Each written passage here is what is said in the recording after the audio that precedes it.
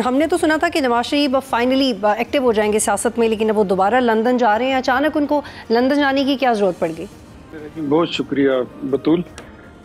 میاں صاحب کا لاہور جو لندن جانا ہے وہ ٹپکلی بالکل پیورلی ان کا اپنا میڈیکل چیک اپس کا ہے، اور کچھ چیزیں ہیں ان کی جو ڈاکٹر کو ان کی دکھانی ضروری ہیں، تو اس لیے گئے ہیں. باقی انشاءاللہ وہ اللہ ان کو زندگی اور صحت دے، وہ جلدی لوٹیں گے. اور پاکستان کی سیاست میں انہوں نے دوبارہ ایکٹیو ہونے کا ایک فیصلہ جو ہے وہ آلموسٹ وہ کر لیا ہے، کہ مطلب اب اگلے سال کچھ یہاں پر لوکل باڈیز کے الیکشن بھی آ رہے ہیں، اور پارٹی کو ری آرگنائز کرنے کا بھی انہوں نے ایک عندیہ دیا ہے. تو he will come back very soon and انشاءاللہ he will play his political role. وہ آپ کو نظر آئیں گے. ٹھیک ہے. محمد زبیر صاحب، آپ ان کے بہت پرانے ساتھی رہے ہیں، آپ نے بہت وقت گزارا ہے. آپ کو کیا لگتا ہے کہ کیا وجہ ہے کہ نواز شریف صاحب دلچسپی نہیں لے رہے سیاست میں، یا وجہ کچھ اور ہے؟ محمد زبیر صاحب. ہمیشہ سے میں ایک چیز کہتا ہوں کہ میں نے نواز شریف کی P M L N join کی تھی، اور چھوڑیے شہباز شریف کی. It just is a coincidence کہ دو وہ بھائی ہیں، اور ان کی فیملی میں ایک بہت ایک عزت اور احترام کا ایک لحاظ رکھا جاتا ہے، تو اس وجہ سے they are the same party. Otherwise جس زمانے کی آپ بات کر رہی ہیں، میں اسپوکس پرسن تھا نواز شریف کا، اور جب میں نواز شریف کے پالیسی کو ڈیفینڈ کرتا تھا، مریم نواز کی پالیسی ان کا بھی اسپوکس پرسن تھا، میں ڈیفینڈ کرتا تھا، اور وہ بڑی جارحانہ پالیسی تھی، آپ کو پتہ ہے.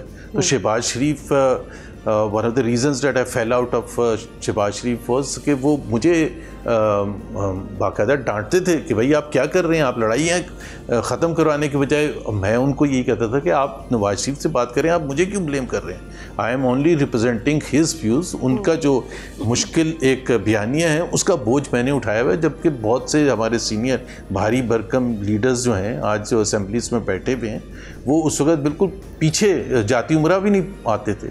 سو دا نواز شریف دیٹ آئی نو، وہ کبھی بھی آپ کو سول ملٹری ریلیشن شپ کے حوالے سے آپ کو پتہ ہے کہ ان کے ویوز کیا رہے ہیں. 30 سال کوئی ایک سال ایک آدھے سال کی بات میں نہیں کر رہا، 30-35 سال کی بات کر رہا ہوں، اسٹارٹنگ فرام 1993 ٹو 2022 کے بگننگ تک. آبویسلی وہ تو سولین بالادستی کی جنگ لڑ رہے تھے. پھر انہوں نے فیصلہ کیا کہ جی، اور شہباز شریف نے فیصلہ کیا کہ جی ووٹ کو عزت تو، کہ جتنے بھی ٹیپس ہیں کیسٹس ہیں اس کو ایک بڑے سے بکسے میں بند کر کے اتنے موٹے موٹے تالے لگا کے چابی پنڈی پہنچا دی.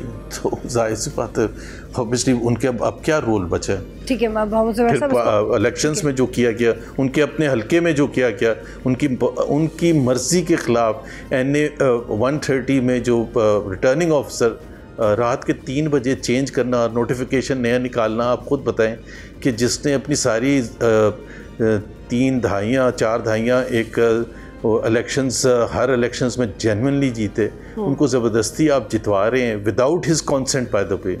بالکل آپ کا جواب آ گیا. محمد زبیر صاحب. اختیار صاحب، پہلی یہ خبر ہے کہ نواز شریف پنجاب کے بلدیاتی الیکشنز میں ایکٹیو ہوں گے، پھر یہ بھی خبر ہے کہ وہ بلوچستان کا دورہ کریں گے، ان کے مسائل کے حوالے سے بات کریں گے، لیکن وہ نظر نہیں آتے ہیں عوام میں. کب نظر آئیں گے عوام میں؟ اچھا دیکھیں، ایک تو نواز شریف صاحب جو ہے وہ نظر آئیں گے، لیکن اس وقت یہ الیکشن ہوا تو الیکشن کے بعد پھر آپ کو پتہ ہے کچھ سال دو تو بڑا ٹھنڈ ماحول ہوتا ہے، پھر اس میں آپ کو کرنے کو کچھ ہوتا نہیں ہے. پھر آپ اپنی مینجمنٹ کرتے ہیں، آپ اپنی نیکسٹ جو 5 سال کی حکومت کی پالیسیز ہوتی ہیں آپ اس کو تیار کرتے ہیں. جو پارٹی رول میں آ جاتی ہے اس کا کام یہی ہوتا ہے.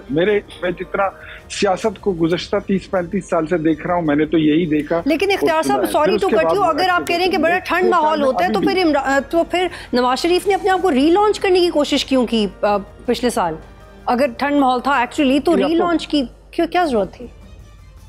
کوئی ری لانچ وغیرہ نہیں کیا. انہوں نے اپنا صرف جو پارٹی کا عہدہ تھا، آپ شاید اس اجلاس میں نہیں تھی، ہے زبیر بھائی کو یاد ہوگا کہ جب مجبوری حالات کی وجہ سے پارٹی کی صدارت وزیر اعظم شہباز شریف کے حوالے کر دی گئی تھی، تو اس وقت انہوں نے اعلان کیا تھا کہ یہ میرے پاس نواز شریف کی مسلم لیگی کارکنوں کی امانت ہے یہ عہدہ. اور جب واپس وہ وقت آیا اور 28 مئی گزشتہ سال جب انہوں نے دوبارہ صدارت سنبھالی، تو اس وقت شہباز شریف نے کہا تھا کہ میں نے اپنا وعدہ پورا کر دیا ہے کہ میرے پاس یہ عہدہ مسلم لیگ نون کی صدارت کا، یہ نواز شریف اور اس پارٹی کے کارکنوں کی امانت تھی. آج میں نے اپنی امانت واپس ان کے حقداروں کو دے دی ہے.